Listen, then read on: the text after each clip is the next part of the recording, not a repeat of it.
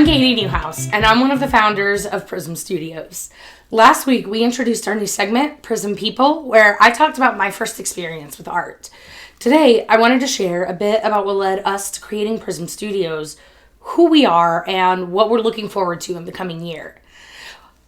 Despite having been an artist for most of my life, up until 2020, I really hadn't had much interaction with other artists or the art community aside from the year I spent studying art in college. Then COVID-19 entered the game, and given that we were all stuck inside, I really started to rededicate myself to painting as a way to cope with the stress of quarantine.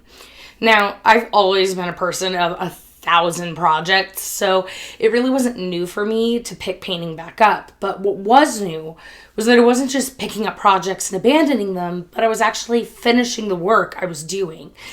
And I was doing a lot of work. And it was really kismet, because about a week before the Illinois mandated quarantine, I met some new friends who were really deep appreciators of the arts, and by happenstance, we became each other's COVID bubble.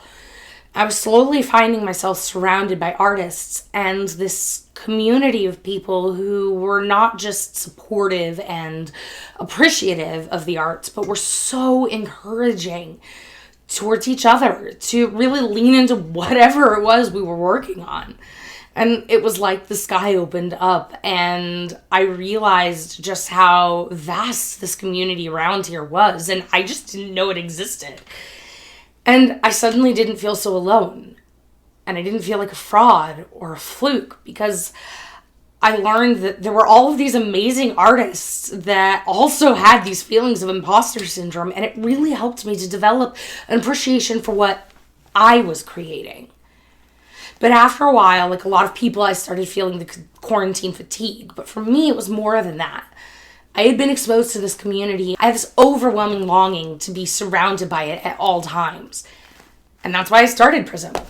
Because I wanted to create a space for people to come and to feel like they can explore art in an expectation-free, judgment-free environment.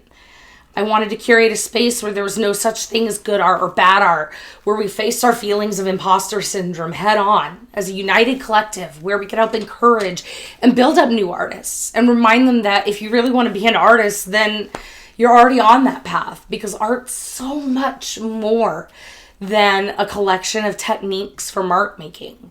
It's a language that speaks to all of us in different ways, and whether you're looking for a space to develop your own dialect or learn to speak a new one, we want to provide that space for communication.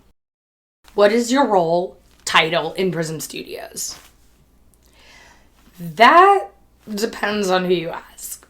If you have a lot of money or like space resources, then I'm Katie Newhouse, CEO of Prism Studios LLC, and I'm here to help facilitate the opportunity to grow the arts in your community. If you ask my spouse, my business partners, my friends, the amazing artists that contract with me, #Lawelly, #Outlaw Artistry, do you not read the newsletter? I'm the boss. And that's really weird, scary feeling for me, because in the strictest sense, it's true. I'm the one with the greatest financial risk in this. And so when it comes to final say in everything, everyone's deferring to me. And it's funny and challenging, because if you ask me, I'm just a person who really, really loves to paint and who's been really fortunate and really privileged to be in a position where I have the support network and the means to take on this scary thing of trying to reach out and share this thing that I love. What current service is your favorite? Open paint, 100%. It was honestly the very first thing that I wanted, and the thing that inspired me to really feel like Prism was a thing that I could feasibly do.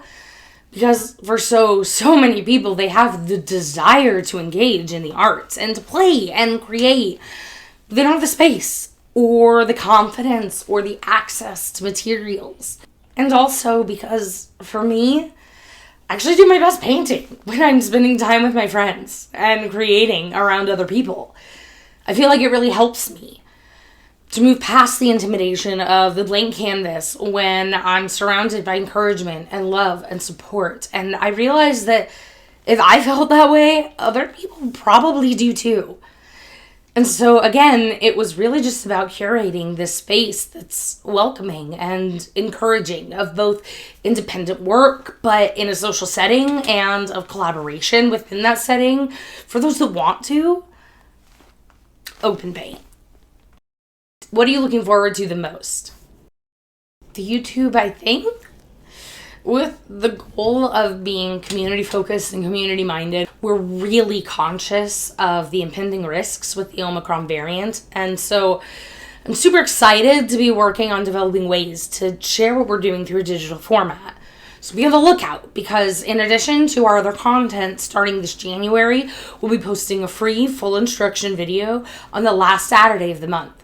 And don't forget to check out the website for information on our upcoming paint at home kits. But yeah, YouTube, it's pretty exciting. It's also terrifying.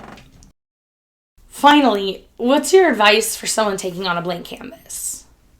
Well, the trick that sort of got me started was just distraction.